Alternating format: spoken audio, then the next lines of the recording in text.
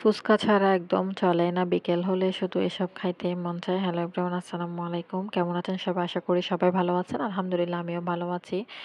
তো বিকালবেলা একটু নিউ মার্কেটের দিকে কাজ ছিল। কাজ বলতে আমার আম্মু আসবে এজন্য। তো আমাকে ওদিকে যেতে বলছে, তাই আমিও রেডি হয়ে বের হয়ে যাচ্ছি ছেলেকে নিয়ে নিউ মার্কেটের উদ্দেশ্যে।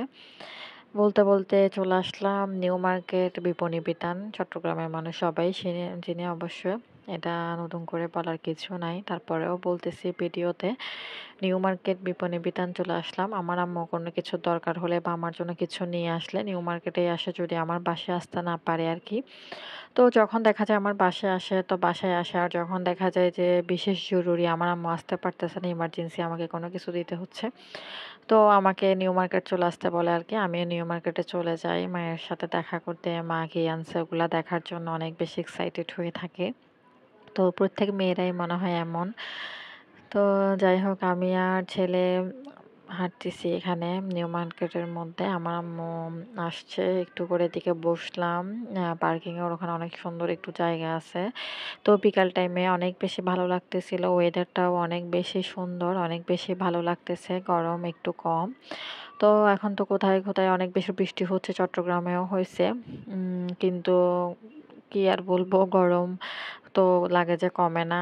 তো অনেক জায়গায় দেখা যায় যে বেশিরভাগ এখন বৃষ্টি হচ্ছে। কিন্তু আমার মনে হচ্ছে বৃষ্টি পড়লেও গরমটা লাগে যে কমে না। কিন্তু অতিরিক্ত গরমটা নাই আরকি।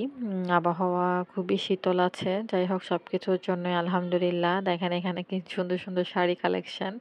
অবশ্য আমরা তো এখানে কোনো কিছু কিনতে যাই নাই, দরকারে গেছি। এই যে নিউ মার্কেটের গার্ডেনটা কিন্তু আমার কাছে অনেক বেশি ভালো লাগে। আমি সবসময় গেলে এখানে একটু করে হাঁটাহাঁটি করে টাইম স্পেন্ড করি। খুবই ভালো লাগে, খুবই সুন্দর লাগে আরকি।